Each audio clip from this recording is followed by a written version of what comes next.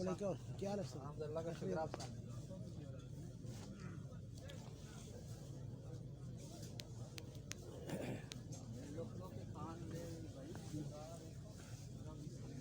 استاد ہے یار جو لوگ آئے بڑا دی ہے کتوں آئے کوئی بندی کو تھوڑے بندے اور لگے الحمد لله نحمده ونستعينه ونستغفره ونؤمن به ونتوكل عليه ونعوذ بالله من شرور أنفسنا ومن سيئات أعمالنا من يهده الله فلا مضل له ومن يضلله فلا هادي له ونشهد أن لا إله إلا الله وحده لا شريك له ونشهد أن سيدنا ونبينا ومولانا محمدا عبده ورسوله صلى الله تعالى عليه وعلى آله وأصحابه وبارك وسلم تسليما كثيرا كثيرا أما بعد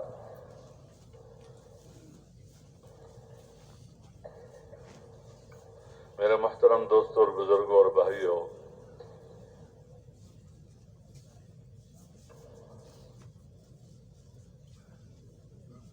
اس کائنات کو اور اس کائنات میں جو کچھ بھی ہے اس میں ہر چیز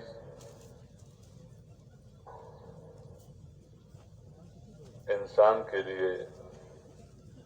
اور انسان کی خدمت کے لیے اور اس کے نفع کے لیے اللہ نے بنایا ہے، اور اس کو محتاج بنایا ہے اس کائنات میں ہر چیز کا۔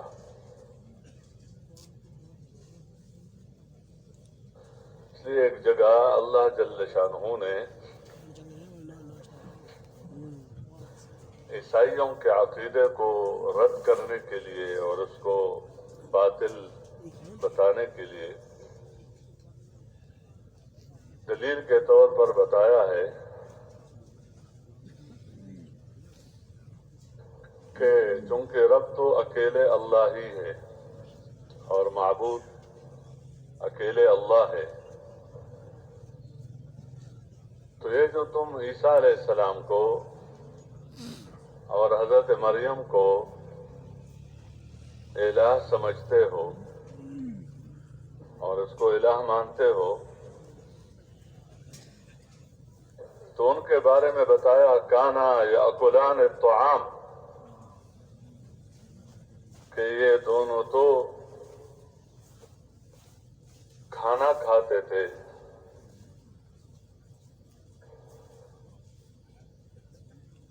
گویا ان کو تو ضرورت تھی کھانے کی، اور کھانے کی ضرورت اس کو ہوتی ہے جس کو بھوک لگے،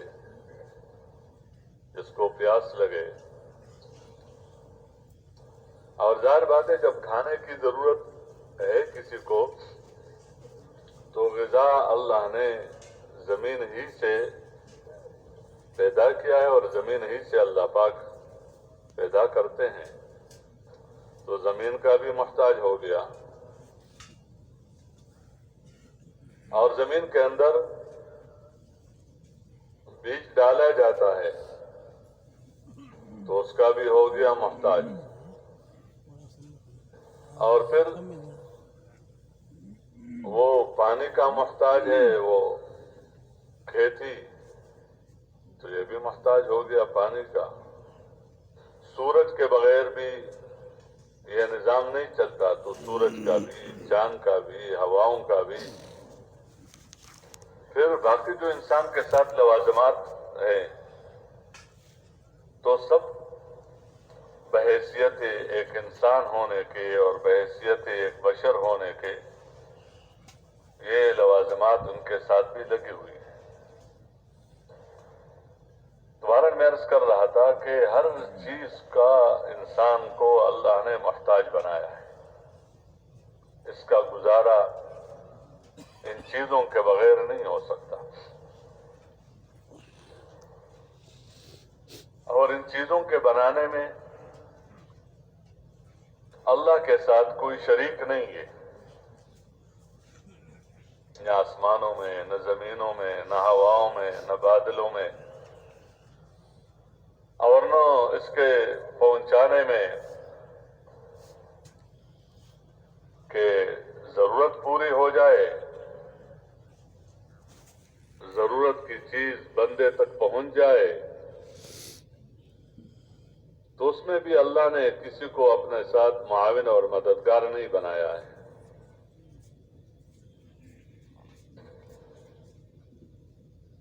کھجور کی گٹلی جو ہے اس کے برابر، یا اس میں جو باریک سا دھاگا ہوتا ہے اس کے برابر بھی کسی چیز میں اللہ نے کسی کو شریک نہیں بنایا۔ تو انسان کو اللہ نے بنایا اور اس کے اندر ضرورتیں رکھی، اور ضرورتوں کے پورا کرنے کا اسباب اللہ نے بنائے ہیں، اور ہر ایک کی ضرورت اللہ جل شانہ پورا کر رہے ہیں۔ اس لیے یہ سب چیزیں انسان کے فائدہ کے لیے ہے اور انسان کے نفع کے لیے ہے۔ اس لیے اس کے دنیا میں آنے سے پہلے چونکہ اس کی ضرورتیں تھیں، تو اللہ نے ان سب چیزوں کو پہلے بنا دیا۔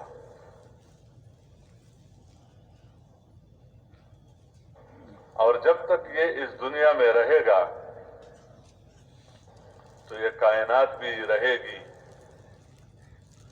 اور ہر چیز اور ہر مخلوق اپنے اپنے کام میں لگی رہے گی، جب تک ایک بندہ بھی رہے گا۔ اسی ایک کے لیے آسمان بھی ہے، اسی ایک کے لیے زمین بھی ہے، اسی ایک کے لیے ہوائیں بھی ہیں، اسی ایک کے لیے سب کچھ ہے۔ اور جب ایک بھی نہیں رہے گا تو پھر یہ کائنات اور اس کائنات میں سے کوئی چیز بھی دنیا میں نہیں رہے گی۔ گویا اس کائنات کا وجود وہ انسان کے لیے ہے، اور اس کائنات کا بقا وہ انسان کی بقا پر موقوف ہے، اور ہر چیز اپنے کام میں لگی رہے،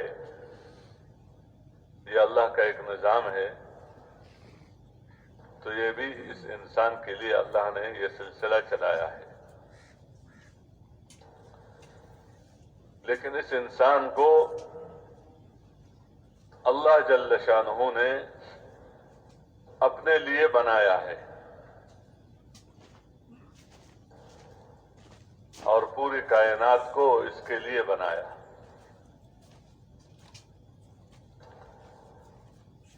تو کائنات فانی، لیکن جہاں تک اس انسان کا تعلق ہے تو اس نے ختم نہیں ہونا ہے، منتقل ہونا ہے دنیا سے آخرت کی طرف، اور مختلف مرحلوں سے اس نے گزرنا ہے۔ برزخ ہے، حشر کا دن ہے، حساب کتاب، پولیس رات، اور پھر جنت یا جہنم،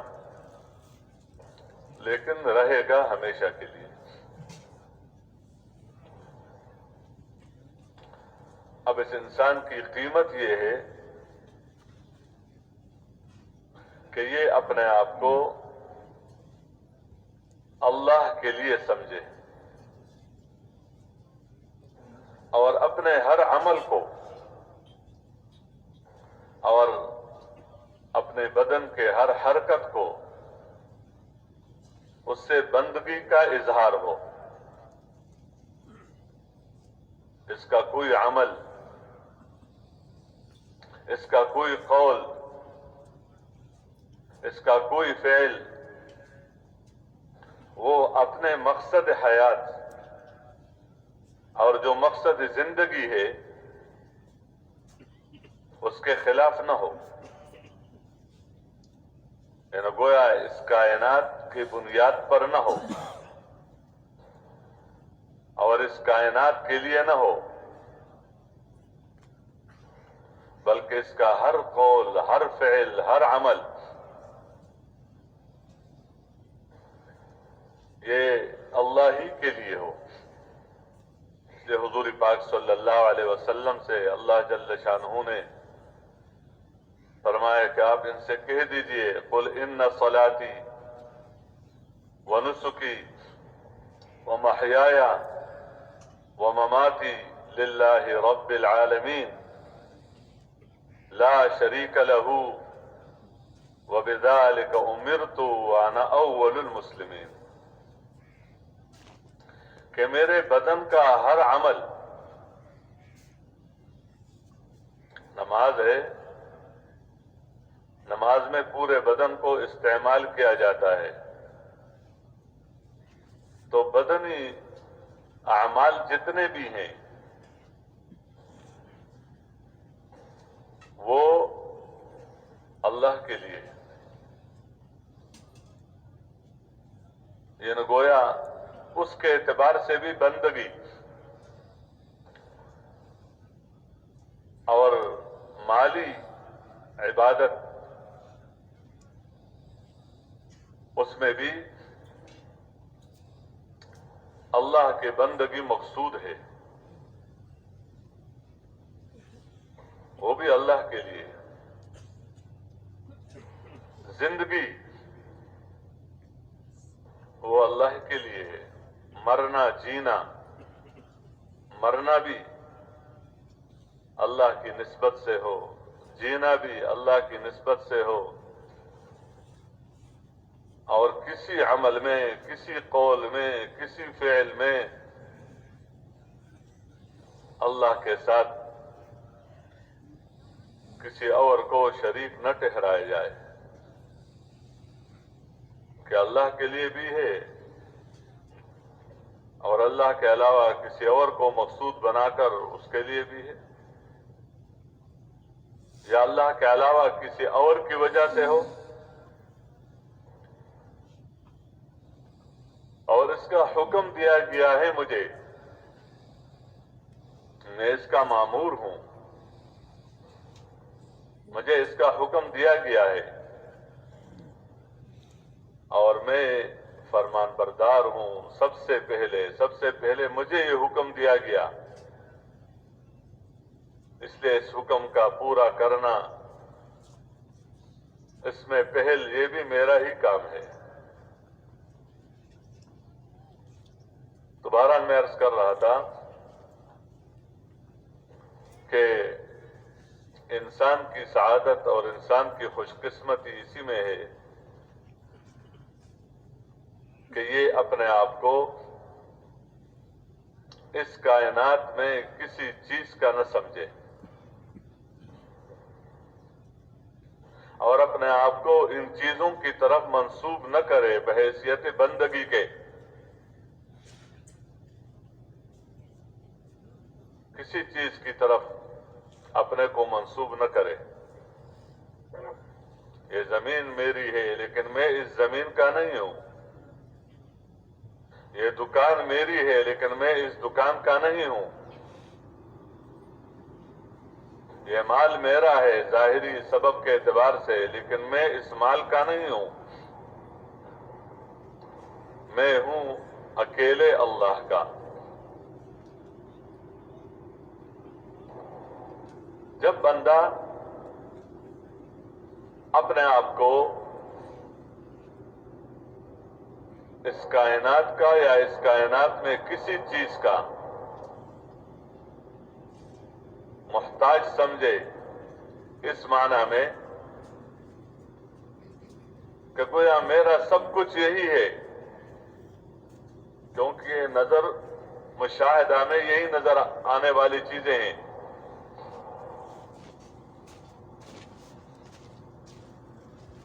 جو کچھ یہ دیکھ رہا ہے تو اسی کائنات سے ہوتے ہوئے دیکھ رہا ہے، جو یہ سن رہا ہے تو ان مشاہدے کی باتوں کو سن رہا ہے، جو یہ سوچ رہا ہے تو سوچ بھی انہی چیزوں کے بارے میں سوچ رہا ہے، انہی چیزوں کو سمجھ رہا ہے، اس کا علم بھی اسی کے اندر ہے۔ تو جب بندے کا علم بھی اور بندے کا یقین بھی اور بندے کا دھیان بھی ان چیزوں کی طرف ہو جاتا ہے اور ان چیزوں کا ہو جاتا ہے تو پھر اس کا راستہ بدل جاتا ہے۔ اللہ کے ہاں اس کی کوئی قیمت نہیں ہوتی، کوئی قیمت نہیں، نہ اس کے عمل کی کوئی قیمت، نہ اس کے بول کی کوئی قیمت، نہ اس کے سوچ کی کوئی قیمت، نہ اس کے علم کی کوئی قیمت، اور نہ ان کے فیصلوں کی کوئی قیمت، بلکہ خود یہ انسان بھی قیمت بن جاتا ہے اللہ کے نظر میں۔ بلکہ حدیث پاک میں ہے کہ اگر اس پوری دنیا کی قیمت اللہ کے نظروں میں مچھر کے پر کے برابر بھی ہو تو کافر کو ایک گھونٹ پانی بھی نہ دیتا۔ اس لیے یہ انسان پھر اللہ کے نظروں میں گر جاتا ہے۔ تو سب سے پہلے اس انسان کو صحیح راستے پر ڈالنے کے لیے اور اس کو صحیح راستہ بتانے کے لیے اللہ جل شانہ نے اپنے بندوں میں سے بعض بندوں کا انتخاب کیا۔ یہ انبیاء علیہ السلام کی جو جماعت ہے اور ہر قوم میں یا ہر زمانے میں اللہ نے جس نبی کو بھی بھیجا ہے تو اس نبی کا انتخاب نہ پیغمبر نے خود ہی کیا ہے کہ میں اس منصب کے لیے ہوں کیونکہ ان سب میں صادق ہوں، ان سب میں امانت دار ہوں، ان سب میں بڑھیا آدمی ہوں، اور نہ لوگوں نے کیا ہوتا ہے۔ یہ بندے کا اپنا کام نہیں ہے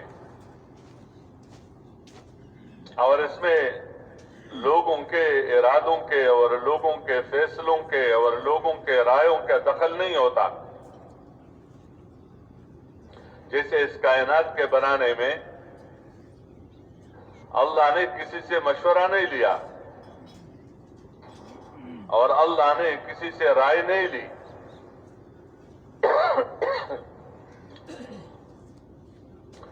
تو ان انسانوں کو صحیح راستے پر ڈالنے کے لیے اللہ نے اپنے بندوں میں سے بعض بندوں کا انتخاب کیا۔ یہ انتخاب اللہ ہی کی طرف سے ہوتا ہے۔ اللہ یصطفی من الملائکۃ رسلا ومن الناس، یہ اللہ ہی چھانٹتا ہے، اللہ ہی مختار ہے، اختیار کرتا ہے، پسند کرتا ہے اپنے کام کے لیے۔ تو یہ بہت بڑا کام ہے۔ تو اللہ جل شانہ نے اپنے بندوں میں سے بعض بندوں کا انتخاب کیا ہر زمانے میں،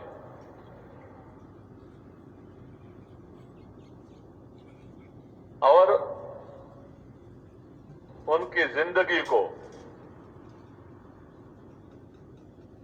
ہر قسم کے شیطانی اور نفسانی اثرات سے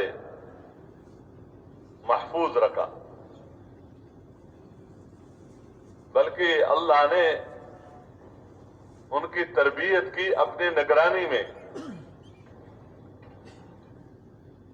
اس لیے یہ مسلمانوں کا عقیدہ ہے کہ جس زمانے میں جس نبی کو بھی بھیجا گیا ہے تو یہ جماعت اور اس جماعت کا ہر ایک فرد وہ معصوم ہوتا ہے، یعنی گناہوں سے پاک صاف ہوتا ہے، کیونکہ اللہ نے ان سے کام لینا ہوتا ہے. تو عام بچوں کی طرح یا عام لوگوں کی طرح تربیت ہو تو یہ بات نہیں، بلکہ اللہ نے ہر نبی کو اپنے نگرانی میں رکھا اور اپنی حفاظت میں رکھا.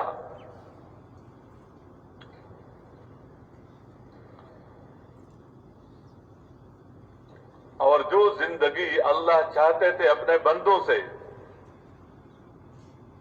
اس زندگی کا عملی نمونہ سب سے پہلے اپنے پیغمبر کو بنایا.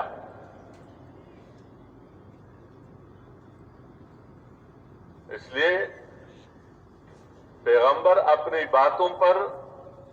اوروں سے پہلے ایمان لاتا ہے. جو ایمان لانے کی چیزیں ہیں تو اس میں پیغمبر پہل کرتا ہے. آمن الرسول بما انزل الیہ من ربہ والمؤمنون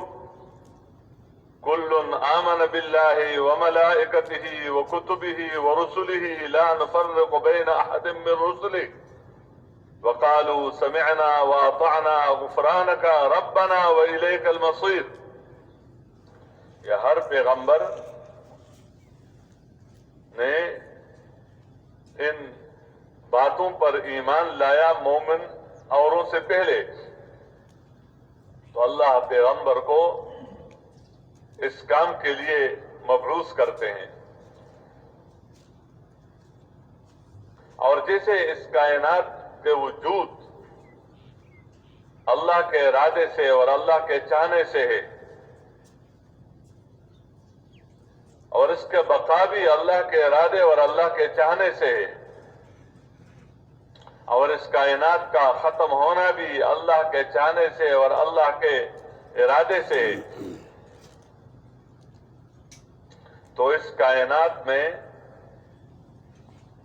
کسی چیز کے ذریعے سے بھی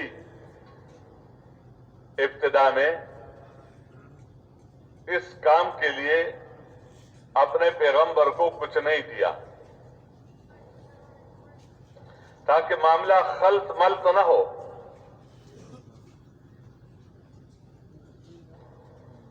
صرف اللہ نے احکامات اتارے اور پیغمبر کو حکم دیا کہ آپ کا کام ہے ان احکامات کا پہنچا دینا. اس لیے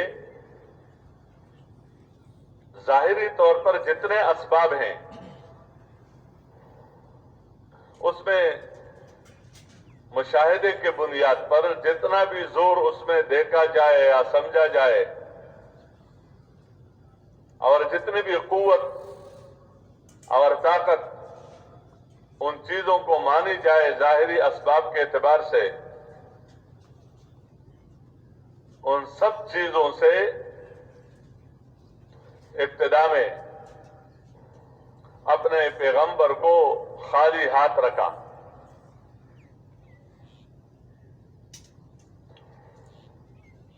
اور جو ان چیزوں کو عظمت کی نظر سے دیکھنے والے تھے اور ان چیزوں کے اندر اپنی نجات سمجھتے تھے اور اس کائنات کے اندر اپنا سب کچھ سمجھتے تھے، اور ان بنیادوں پر کوئی سورج کا بندہ، کوئی چاند کا بندہ، کوئی پانی اور ہوا کا بندہ، کوئی سونے اور چاندی کا بندہ، کوئی کچھ اور کوئی کچھ اپنے آپ کو ان چیزوں کے حوالہ کیا تھا اس مشاہدے کے بنیاد پر، تو ان کے ہاتھ سے وہ چیزیں نہیں لی اور اپنے پیغمبر کو نہیں دی، تاکہ یہ دونوں باتیں واضح طور پر سامنے آ جائیں، تو پیغمبر کو، اپنے پیغمبر کو اور اپنے نبی کو اور اپنے بھیجے ہوئے کو صفات سے مزین کر دیا اور بندگی والے صفت سے نوازا، لیکن ان چیزوں میں سے کوئی چیز نہیں دی۔ لیٹ ہونے اس لیے ہم سب دیکھتے ہیں، ہمارے سب کے سامنے ہے اور واقعات ہیں کہ اگر موسیٰ علیہ السلام کو بھیجا جا رہا ہے فرعون کے پاس اور ہارون علیہ السلام بھی ساتھ ہیں، تو ان دونوں کو حکم دیا جا رہا ہے کہ آپ دونوں کا کام ہے ان کے پاس چل کر جانا اور ان کو اللہ کی طرف بلانا۔ یہ حکم دیا، لیکن وہ ملک دے، مال دے، تو نہ ملک ہاتھ میں نہ مال ہاتھ میں، اور فرعون سے لیا نہیں، اس طرح نمرود سے ملک نہیں لیا، اور نہ ابراہیم علیہ السلام کو اس کے مقابلے میں ملک دیا۔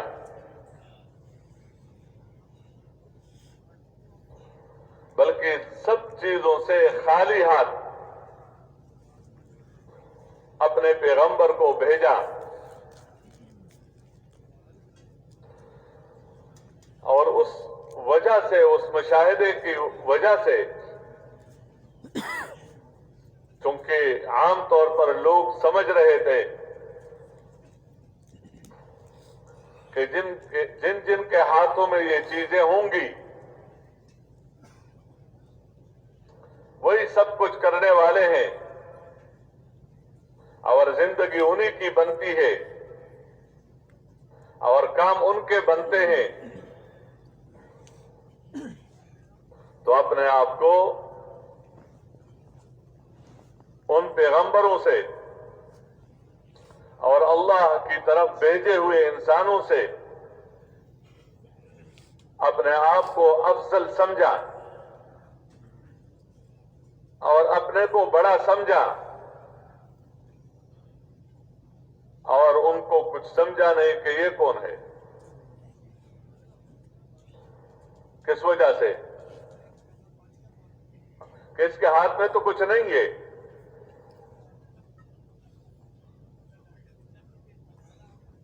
فرعون نے اپنے قوم کو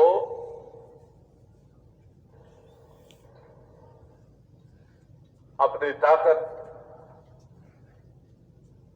اور اپنے الوہیت کے گویا میں ہی رب ہوں بتلانے کے لیے، اور موسیٰ علیہ السلام کی بات کو رد کرنے کے لیے کہ ان کی باتوں میں نہ آنا، اس میں اپنے اس قوت اور اپنی طاقت کو دلیل کے طور پر بتایا۔ وَنَادَى فِرْعَوْنُ فِي قَوْمِهِ قَالَ يَا قَوْمِ أَلَيْسَ لِي مُلْكُ مِصْرَ وَهَٰذِهِ الْأَنْهَارُ تَجْرِي مِن تَحْتِي أَفَلَا تُبْصِرُونَ۔ ان سب کو اکٹھا کر کے، ان سب کو جمع کر کے ان سب نے بات کی، بیان کیا، اور اپنے قوم کو قوم کے نام پر مخاطب کر کے بتایا، یا قوم،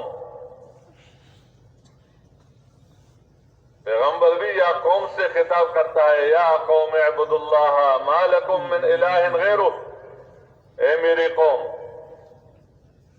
یا اس نے بھی اپنے قوم، اس قوم کو اپنے طرف منسوب کر کے کہا کہ یا قوم الیس لی ملک مصر وہذہ الانہار تجری من تحتی افلا تبصرون، کہ دیکھتے نہیں ہو یہ ملک مصر کس کے ہاتھ میں ہے؟ تو اس کا تو موسیٰ علیہ السلام بھی انکار نہیں کرتے تھے کہ ظاہراً میں تو اس ملک کا بڑا ہے. تو اپنی قوم کو یہ بنیادیں بتا کر اور یہ بات بتا کر کہ دیکھو ملک مصر میرا ہے، اور یہ نہریں جو بہ رہی ہیں اس پورے ملک میں، اور اس سے کتنے منافع ہو رہے ہیں، تو آپ دیکھتے نہیں ہو. مشاہدے کی طرف دعوت دی کہ سر کے آنکھوں سے دیکھو. تو اب دیکھو کہ میں عزت والا ہوں یا یہ موسیٰ علیہ السلام عزت والا ہے. ام انا خیر من هذا الذي هو مهين ولا يكاد يبين فلولا القي عليه اسورة من ذهب او جاء معه الملائكة مقترنين. اپنے قوم کو ان باتوں سے متاثر کر دیا، اور قوم نے ان کی باتوں سے لے کر اثر لے کر موسیٰ علیہ السلام کے مقابلے میں فرعون کی بات مانی کہ اس کے ہاتھ میں سونے کے کنگن کیوں نہیں ہے؟ جو بڑا آدمی ہوتا ہے اس کو اس کا بڑا کچھ دیا کرتا ہے، جس سے پتہ چلتا ہے کہ یہ کچھ ہے. جیسے عام ملکوں میں بھی یہ ایک نظام ہے کہ جس کو بڑا بنایا جاتا ہے تو اس کو امتیازی طور پر کچھ دیا جاتا ہے کہ وہ اس کے کندھے پر وہ نظر آتا ہے دینا ہوا کہ یہ 1 ہے 2 ہے 3 ہے 4 ہے 5 ہے، کتنے ستارے ہیں، کیا کچھ ہے. اس سے پتہ چلتا ہے کہ یہ کون ہے. یہ دیا جاتا ہے. تو اس زمانے میں فرعون کے ہاں نظام یہ تھا کہ جس کو وہ کسی ادارے کا، کسی شعبے کا بڑا بناتا تھا تو اس کو ہاتھ میں سونے کے کنگن وہ ڈالتے تھے. کہتے کہ یہ اگر اللہ کی طرف سے بھیجا ہوا ہوتا جس سے یہ کہتا ہے تو اس کے ہاتھ میں سونے کے کنگن کیوں نہیں گے، یا اس کے دائیں بائیں آگے پیچھے لوگ کیوں نہیں گے. بندہ تو جب ہوتا ہے بڑا تو ان کے ساتھ لوگ چلتے ہیں، تو چلو فرشتے اللہ اتار دیتے اور وہ فرشتے ساتھ چلتے، جس سے پتہ چلتا کہ یہ معاشرے میں بڑا انسان ہے، اس کی اطاعت کی جائے، اس کی بات مانی جائے. تو اللہ جل شانہ کو ناراض کر دیا ان باتوں سے. تو اگرچہ لوگ تو ساتھ ہو گئے جنہوں نے ساتھ ہونا تھا فسق اور فجور کی وجہ سے، لیکن اللہ جل شانہ ارشاد فرماتے ہیں فلما آسفونا انتقمنا منہم، جب انہوں نے مجھے ناراض کر دیا تو میں نے ان سے بدلہ لے لیا. میں نے ان سے بدلہ لے لیا.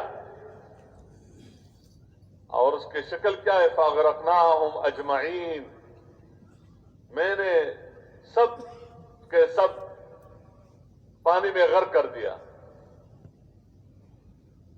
اور بعد میں آنے والوں کے لیے عبرت بنا دیا کہ یہ ابتدا میں دعویٰ ہوتا ہے، بیچ والی زندگی ایسی ہوتی ہے اور آخری نتیجہ یہی ہوتا ہے۔ یہ مراحل ہیں۔ اور موسیٰ علیہ السلام کے بھی ابتدا کی زندگی سب کے سامنے، اور ان کی زندگی کیسے گزری وہ بھی سب کے سامنے، اور پھر ان سب سے لے کر موسیٰ علیہ السلام اور اس کے قوم کے پاؤں میں ڈال دیا یہ سب کچھ۔ بنی اسرائیل کو اللہ نے نوازا، بغیر کسی محنت، بغیر کسی مشقت، بغیر کسی تعب کے، کیونکہ دینا اللہ کا کام ہے، لینا اللہ کا کام ہے۔ تو بہرحال میں عرض کر رہا تھا کہ انہی بنیادوں پر وہ پیغمبروں کو اور پیغمبروں کے ماننے والوں کو کچھ نہیں سمجھتے تھے، اور ان کو پیغمبر کی بات میں کچھ نظر نہیں آتا تھا، اور پیغمبر کے کام میں کچھ نظر نہیں آتا تھا۔ نمرود نے اپنے آپ کو ابراہیم علیہ السلام کی بات کا اور ابراہیم علیہ السلام کی دعوت کا محتاج نہیں سمجھا کہ میں اس کا محتاج ہوں، کیونکہ تو مجھے اس بات کی طرف دعوت دیتا ہے کہ تم رب نہیں ہو، حاکم ہو لیکن رب نہیں ہو۔ عام نظام کے اعتبار سے جسے عام لوگ جاتے تھے، ان کا نظام تھا کسی چیز کی ضرورت ہو تو ہمارے پاس آ کر یہاں سے لے کر جانا، آٹا ہو اور کوئی چیز ہو، تو ظاہر بات ہے نظام کی مخالفت کرنا یہ نہیں بتلایا جاتا ہے۔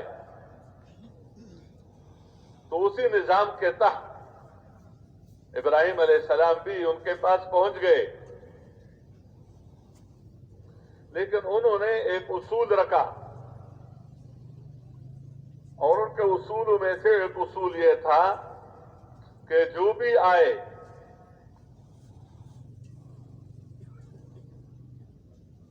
تو وہ نمرود کو سجدہ کرے، اس کے بعد اس کی جو ضرورت ہو وہ پوری کی جائے گی۔ تو ابراہیم علیہ السلام وہاں پر پہنچے،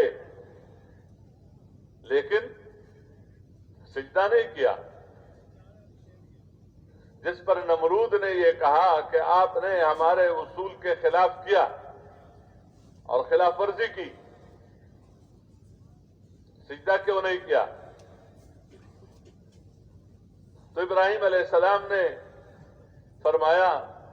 کہ میں تو حاکم کو سجدہ نہیں کرتا، میں تجھے حاکم مانتا ہوں لیکن تجھے رب نہیں مانتا، اور سجدہ رب کو کیا جاتا ہے، حاکم کو نہیں کیا جاتا۔ تو اس نے کہا کہ جو حاکم ہے وہ رب بھی ہے، جب میرے ہاتھ میں ہے، ملک میرے ہاتھ میں ہے، تو جیسے میں حاکم ہوں تو میں ضرورتوں کا پورا کرنے والا میں رب بھی ہوں۔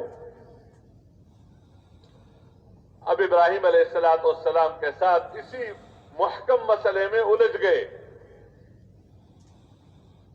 اور حجتیں اور دلائل دینے لگے۔ الم تر الی الذی حاج ابراہیم فی ربہ ان آتاہ اللہ الملک۔ وجہ یہی ہے کہ سبب اس کے ہاتھ میں ہے، ملک ہاتھ میں ہے، تو اس ملک کی وجہ سے بجائے اس کے کہ صرف اپنے آپ کو حاکم سمجھے، تو اس نے اپنے آپ کو رب سمجھا. تو ابراہیم علیہ السلام نے ان سے کہا کہ میرا رب تو وہ ہے کہ جو زندہ کرتا ہے, مارتا ہے, کوئی چیز بھی نہ ہو اس کو وجود دے دیتا ہے, چیز ہے اس کو ختم کر دیتا ہے. ربی الذی یحیی و یمیت قال انا احیی و امیت. کہتے یہ کام تو میں بھی کر لیتا ہوں, اسی کام کی وجہ سے تم میرے علاوہ کسی اور کو رب مان رہے ہو, تو وہ تو میں بھی کر سکتا ہوں. اور اپنے عقل کے اعتبار سے اور اپنے سمجھ بوجھ کے اعتبار سے کر کے دکھایا بھی. اور کیا کیا کہ جس کے بارے میں طے تھا کہ مجرم ہے, اس کو پھانسی دے دینا چاہیے اور مارنا چاہیے, اس کو زندہ رکھنا ٹھیک نہیں ہے, تو اس کو باہر نکالا. اور جو مجرم نہیں تھا اسی پر پھانسی کا حکم دے دیا. تو گویا اس کو میں نے زندہ کر دیا اور اس کو میں نے کیا کر دیا, مار دیا. یہ جو عقل ہے, عقل, کفر کے ساتھ کوئی عقل نہیں. یعنی عقل مندی کی بات تو یہ ہے کہ اپنے خالق کو پہچانو اور اپنے رب کو پہچانو اور اپنے رب اور خالق کے نظام کو پہچانو اور اپنے آپ کو اس کے حوالہ کر لو اور اپنے رب کی اطاعت کرو. یہ سب سمجھداروں کی باتیں ہیں اور یہ عقل مندوں کی باتیں ہیں, جو اگر کسی چیز کو بھی دیکھ رہے ہیں تو اس سے رب تک پہنچتے ہیں, کسی چیز کے اثر کو دیکھ رہے ہیں تو اس سے بھی اپنے رب تک پہنچ جاتے ہیں کہ دیکھو یہ چیز تو میرے رب نے بنائی ہے, اس کے اندر یہ اثر تو اللہ ہی نے رکھا ہے. یہ اثر اس وقت تک اس چیز کے اندر رہے گا جب تک اللہ چاہے گا, اور اللہ پاک قادر ہے کہ اس سے اس اثر کو چھین لے, سلب کر لے اور اس کے ضد میں ڈال دے. تو کرنے والی ذات اللہ تعالیٰ کی ذات ہے. تو ہر چیز وَإِن مِّن شَيْءٍ إِلَّا لَهُ آيَةٌ تَدُلُّ عَلَىٰ أَنَّهُ وَاحِدٌ, کہ ہر چیز تمہیں اللہ کی طرف دعوت دے رہی ہے کہ رب ہے, اکیلا ہے اور اللہ کے ساتھ کوئی شریک نہیں ہے, لیکن بشرطے کہ کوئی عقل سے کام لے. اس لیے یہ کوئی جس کے سامنے اگر بھی رکھ لے کہ یہ کوئی حیات اور موت ہے, کہ مجرم کو چھوڑ دینا اور جو مجرم نہیں ہے اس کو قتل کروانا اور اس کو مارنا, یہ کوئی صفت ہے کہ گویا یہ زندہ کرتا ہے اور مارتا ہے؟ نہیں, وہ تو روح نکالنا یہ حیات ہے, اور روح ڈالنا یہ حیات ہے, اور روح نکالنا یہی کیا ہے, یہی موت ہے.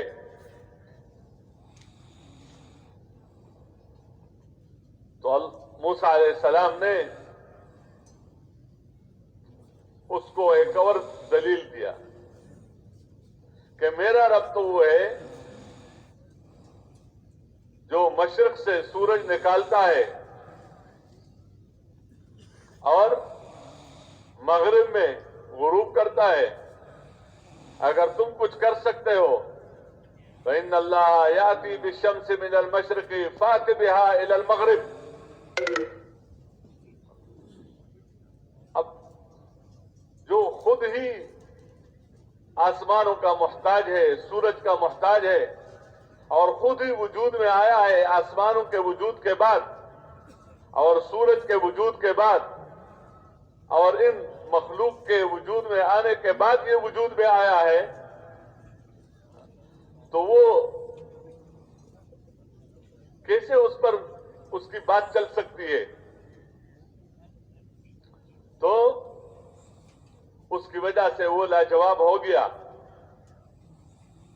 लेकिन लाजवाब होता, बात मान लेता तो बात बन जाती। लाजवाब भी हो गया, लेकिन फिर भी कहता था कि नहीं, मैं ही हूं, मुझे मानो। तो जब बंदा जिद करता है, और ये हिदायत से महरूमी के असबाब हैं। मुल्क को बड़ा समझता है कि मुल्क हाथ से न निकल जाए, जो माल है वो कहीं हाथ से न निकल जाए, या जो माल मेरे पास आ रहा है या जो मुल्क मुझे दिया जा रहा है कहीं इससे मैं महरूम न हो जाऊं। तो ये हिदायत से महरूमी के असबाब हैं। इसलिए बताया वल्लाहु ला यहदिल कौम अज़्ज़ालिमीन, अल्लाह जालिमों को रास्ता नहीं देता। रास्ता देने वाला, हिदायत देने वाला अल्लाह है। कि ये एक पूरी जमात है, एक एक को देख लें कि इनको अल्लाह ही ने भेजा है, और इनके पास और इनके हाथों में इन चीजों में से कोई चीज देकर नहीं भेजा। हां, अगर कोई चीज मौजूदा के तौर पर दिया है, वो भी ऐसी चीज दी है कि जिसको आम एतबार से और लोगों के जाहिरी सबब के एतबार से वो इससे आजिज हैं। जैसे मूसा अलैहिस्सलाम को मौजूदा के तौर पर असा, तो ये सबब से हटकर है, हटकर चीजें हैं, ताकि अल्लाह दिखला दे कि जिसको मैं भेज रहा हूं तो उसको मैं अपनी तरफ से अपनी उसकी रिसालत पर और उसकी बात के हक्कानियत पर वो मौजज़ा दे रहा हूं कि जो तुम नहीं कर सकते हो बावजूद इस कायनात के, और तुम उससे आजिज हो, तुम उससे आजिज हो। तो जब उस मौजज़े के अंदर इतनी ताकत है और इतनी कुव्वत है जो खुद मकसूद नहीं है, बल्कि मकसूद तो वो काम है जिसके लिए पैगंबर को भेजा जाता है, तो जब उसके अंदर इतनी ताकत है और इतनी कुव्वत है, तो खुद जो मकसूद है उसके अंदर कितनी कुव्वत होगी और कितनी ताकत होगी। इसलिए इन मुअज्जिज़ात के जरिए से भी अल्लाह को पहचानो और अल्लाह के भेजे हुए पैगंबरों की बात को मानो, और अपने पैगंबर को ऐसा इत्मीनान दिया कि जब तुम मेरी तरफ से भेजे गए हो तो तुम्हारे कामयाबी के लिए और तुम्हारी बात चले उसके लिए मैं तुझे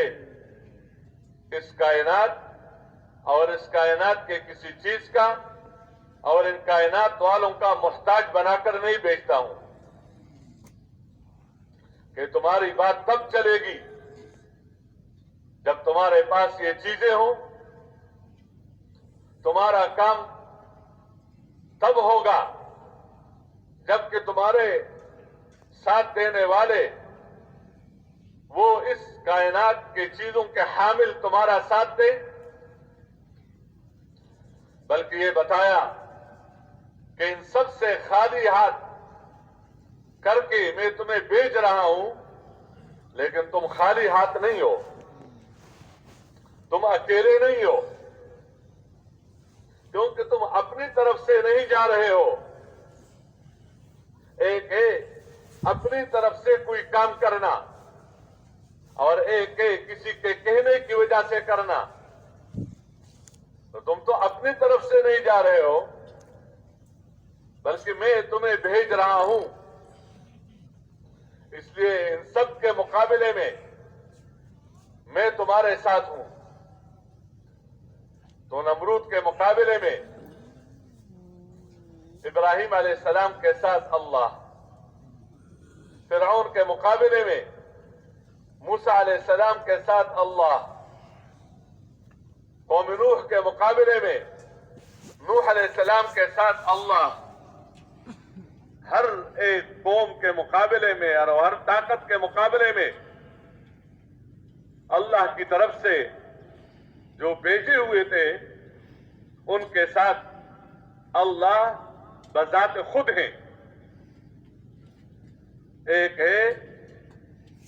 اپنے بندے کے ساتھ، اپنے پیغمبر کے ساتھ،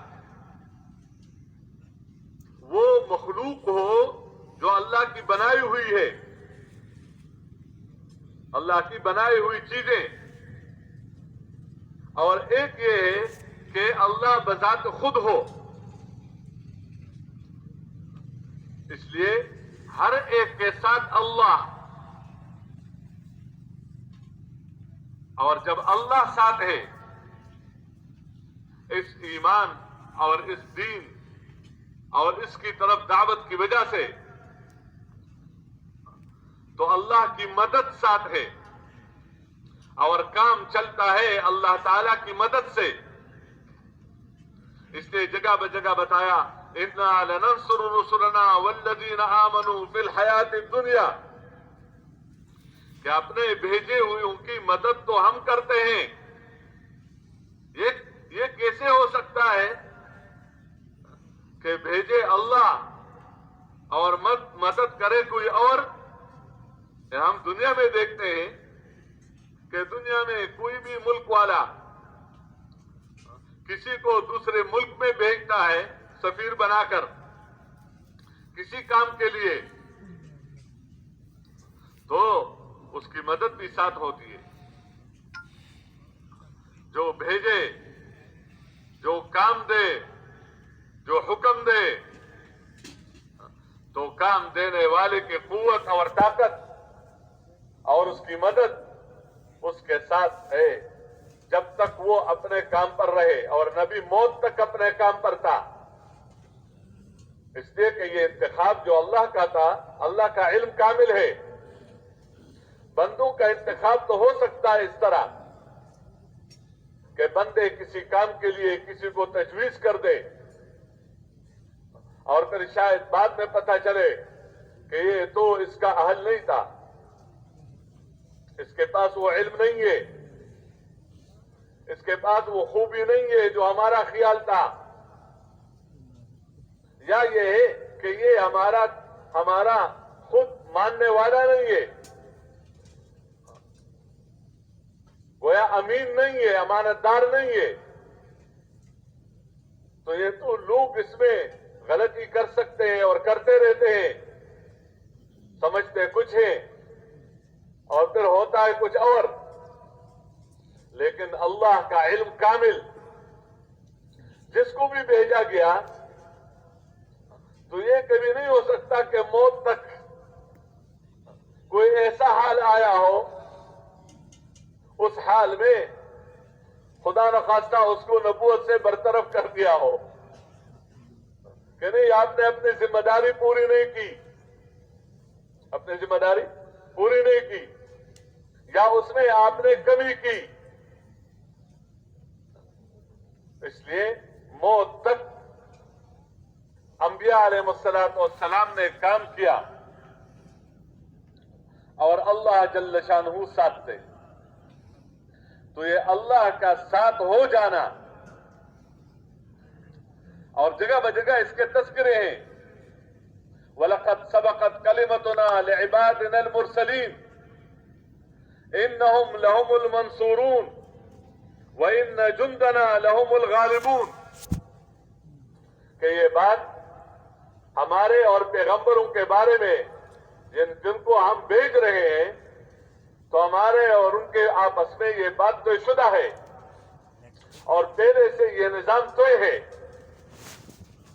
اور وہ نظام کیا ہے؟ انہم لہم المنصورون، ان کی مدد کی جائے گی، مدد ان کے ساتھ ہے، اور یہ ہمارے ہیں، اور ان کے ماننے والے اوروں کے مقابلے میں یہ ہمارے ہیں۔ اس لیے ہم ان کو اپنا ہی سمجھ کر یہ کہہ رہے ہیں وَإِنَّ جُنْدَنَا لَهُمُ الْغَالِبُونَ، کہ ہمارا لشکر، ہمارا فوج، ہماری جماعت کسی سے مار نہیں کھا سکتی، کسی سے شکست نہیں کھا سکتی، کہ ہمارے والوں کے مقابلے میں مال والے غالب آ جائے، جو ہمارے ہیں ان کے مقابلے میں ملک والے غالب آ جائے اور ان کی بات چلے، تو ایسی بات نہیں ہے، یہ تو شدہ امور ہیں۔ اس لیے ان کو بغیر ان چیزوں کا اپنے حکم کے ساتھ آراستہ کر کے ان کو کام دیا اور اتنا یقین دیا اپنی بات پر اور اتنا ایمان کہ ان کے اندر کی بات یہ تھی کہ جن کے ہاتھوں میں جو کچھ نظر آ رہا ہے تو مجھے اللہ نے ان چیزوں میں سے کسی چیز کا محتاج بنا کر نہیں بھیجا، کیونکہ جو محتاج ہوتا ہے کسی کا وہ کام نہیں کر سکتا، وہ آگے نہیں بڑھ سکتا،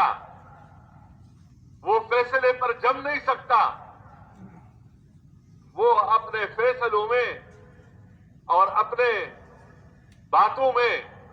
وہ آزاد نہیں ہوتا، بلکہ جن کا محتاج ہوتا ہے انہی کی بولی بولتا ہے اور انہی کی وجہ سے کام کرتا ہے۔ تو اس لیے اندر یہ بات رکھی کہ ان کے پاس جو کچھ ہے تو میں ان چیزوں میں سے کسی چیز کا محتاج نہیں ہوں، میں خود کفیل ہوں، اس معنی میں کہ میرے پاس جو دولت ہے وہ اللہ کی بندگی اور اللہ کی طرف بلانا اور اپنے رسالت پر یقین کر کے اوروں کو اپنی رسالت کی طرف بلانا اور آخرت پر عقیدہ جما کر اوروں کو آخرت کے عقیدہ کی طرف دعوت دینا، تو یہ میرے پاس جو دولتیں ہیں یہ دولتیں ذریعہ ہے عزت کا، ایک ہے ان کائنات کے راستے سے عزتیں لینا۔ تو جیسے یہ چیزیں مشاہدہ میں ہیں تو ان راستوں سے عزتیں بھی مشاہدے میں ہیں۔ اس لیے جو عقل کے بنیاد پر چلتے ہیں ظاہری طور پر اور مشاہدے کے بنیاد پر چلتے ہیں تو وہ اس کائنات سے متاثر ہو جاتے ہیں اور خود بھی دھوکہ میں پڑ جاتے ہیں اور اوروں کو بھی دھوکہ میں ڈال دیتے ہیں، اوروں کو بھی۔ تو ان کو نظر آتا ہے کہ انہی راستوں سے عزتیں ہیں، تو جن کے ہاتھوں میں یہ نہیں ہے تو اس کی کوئی عزت نہیں، انہی کے راستوں سے کام کا بننا ہے، تو جن کے ہاتھوں میں یہ نہیں ہے تو ان کے کام بنیں گے نہیں، ان کے کام بگڑے ہوئے ہوں گے، ان کا مسئلہ حل نہیں ہوگا۔ انہی راستوں میں اطمینان ہے تو ان کو اپنے آپ کے اعتبار سے، اپنی ذات کے اعتبار سے وہ سمجھتے تھے کہ گویا انہی راستوں سے ہمیں اطمینان ملتا ہے، انہی راستوں سے ہمیں عزت ملتی ہے، انہی راستوں سے ہمیں غلبہ ملتا ہے، انہی راستوں سے ہمارا کام بنتا ہے۔ اس لیے کام ہمارے بنتے ہیں، ان کے نہیں بنتے۔ تو یہ ہمارے محتاج ہیں، یہ پیغمبر اور اس کے ساتھ دینے والے، ان کی زندگی نہیں بن سکتی جب تک یہ چیزیں ان کے ہاتھوں میں نہ ہو، اور یہ چیزیں ان کے ہاتھوں میں آ نہیں سکتی جب تک یہ ہماری بات نہ مانے، جب تک اس طرح زندگی نہ گزارے جس طرح ہم چل رہے ہیں، ہم زندگی گزار رہے ہیں۔ اس لیے ان کو ایک اعتبار سے اپنی بات پر یقین ہوتا تھا اور اطمینان ہوتا تھا کہ نہیں، یہ کچھ نہیں کر سکتے، ان کے ہاتھ میں کچھ بھی نہیں ہے، ان کے پاس ہے کیا؟ کیوں؟ ان کو اللہ نظر آتا ہے۔ اللہ تو ایمان کی برکت سے ہر وقت سامنے ہوتا ہے۔ کہتے ہیں ایسی عبادت کرو جیسے تو اللہ کو دیکھ رہے ہو، یا کم از کم اتنا تو ہو کہ اللہ تجھے دیکھ رہا ہے۔ تو ایسا بندہ جس کے ہر وقت نظر ہو کہ گویا مجھے اللہ نظر آ رہا ہے، یا میں اللہ کے نظروں میں ہوں، ہر وقت اللہ مجھے دیکھ رہا ہے، اس انسان کی ایمانی طاقت اور ایمانی قوت کتنی زیادہ ہوگی اور کتنا اس کا اللہ کے ساتھ تعلق ہوگا۔ تو ان کو تو نہ فرشتوں کا نظام نظر آ رہا ہے، فرشتوں کا نظام تو کفر کے ساتھ نظر نہیں آتا، کفر کے ساتھ تو ظاہری نظام نظر آتا ہے۔ جب شیطان نے ابو جہل وغیرہ سے بات کی کہ دیکھو تم ان تھوڑی تعداد والے ہیں، ان سے کیوں ڈرتے ہو؟ ان سے مقابلہ کرنا تمہارے لیے کیا مشکل ہے؟ تمہارے پر تو کوئی غالب آ ہی نہیں سکتا۔ لا غالب لکم اليوم من الناس وانی جار لکم، آپ کا مدد کرنے والا، آپ کا ساتھ دینے والا، اور جو بھی وہ تو میں تمہارے ساتھ ہوں۔ یہ شیطان نے ان سے باتیں کی، لا غالب لکم اليوم من الناس وانی جار لکم فلما تراءى الفئتان نكص على عقبيه، لیکن جب اس نے دیکھا اور اس کو اللہ نے دکھایا اور یہ جانتا تھا فرشتوں کے نظام کو، تو جب دیکھا ان نے فرشتوں کو کہ اللہ پاک کیسے اپنے بندوں کی مددیں کرتے ہیں، اگرچہ اس کا محتاج نہیں ہے لیکن یہ اللہ کا نظام ہے، تو یہ الٹے پیر پھیر گیا اور کہا کہ اب میں تمہارے سے بری ہوں، انی بریء منکم، کیوں؟ انی ارا ما لا ترون، تمہیں کیا پتا میں کیا کچھ دیکھ رہا ہوں، جو میں دیکھ رہا ہوں وہ تمہیں نظر نہیں آ رہا ہے۔ تو اب وہی شیطانیت، انی اخاف اللہ، میں تو اللہ سے بہت ڈرتا ہوں، واللہ شدید العقاب، اللہ تو بہت سخت عذاب دینے والا ہے، اب میں ساتھ نہیں ہوتا، اب میں ساتھ نہیں ہوتا۔ میدان میں لا کر ان کے سامنے کھڑا کر کے اب میدان چھوڑ کر اور بتاتا ہے کہ مجھے وہ نظر آتا ہے جو تمہیں نظر نہیں آتا۔ یہ نظام کفر کے ساتھ حفاظت کا نظام نظر نہیں آتا کہ اللہ حفیظ ہے، حفاظت کرنے پر قادر ہے، ہر ایک کی حفاظت کے لیے اللہ نے اس کے ساتھ فرشتے مقرر کیے ہیں، اور ان فرشتوں کے ذریعے سے مختلف حوادث میں اللہ اپنے بندوں کو بچاتے ہیں۔ اس لیے کبھی گولیوں کی بوچھاڑ ہو جاتی ہے جس میں بچنا بہت مشکل ہو جاتا ہے، لیکن اللہ پاک جس کو بچانا چاہے تو اس کو بچا لیتے ہیں۔ بندہ سمجھتا ہے میں نے یوں کر لیا، میں نے یوں کر لیا، ہمارا نظام حفاظت کا چلا تو دیکھو بچ گئے، نہیں وہ تو جب تک اللہ بچانا چاہتے ہیں تو بچا رہے گا یہ، اور جب اللہ پاک اپنے حفاظت کا نظام ہٹا دیتا ہے، یہ اللہ کا نظام ہے کہ جب اس کا وقت مقررہ آ جاتا ہے تو اپنے حفاظت کے نظام کو اللہ پاک ہٹا دیتا ہے، اب کوئی بھی اس کو بچا نہیں سکتا۔ اگر تمہارے نظام سے ہوتا تو کل بھی تمہارے ساتھ یہی نظام تھا، کل بھی تمہارے معیت میں یہ 2-4 بندے تھے، یا یہ 15-10 ملک تھے، یا تمہارے ساتھ اکثریت تھی۔ آج وہ کہیں نہیں گئی، آج بھی وہ تمہارے ساتھ ہیں اور آج بھی وہ تمہیں بچانا چاہتے ہیں، لیکن بچانے والا اللہ ہے۔ تو یہ حفاظت کا نظام، یہ غیبی نظام ان کو نظر نہیں آتا ہے۔ یہ تو ایمان کی برکت سے اللہ دکھلاتا ہے، اور اس ایمان کی برکت سے جو غیبی نظام ہے اس کے مقابلے میں اگر کوئی بھی نظام آ جائے تو اس نظام کی یہ نفی کرتا ہے اور اس نظام کا یہ انکار کرتا ہے اور غیبی نظام کو ثابت کرتا ہے۔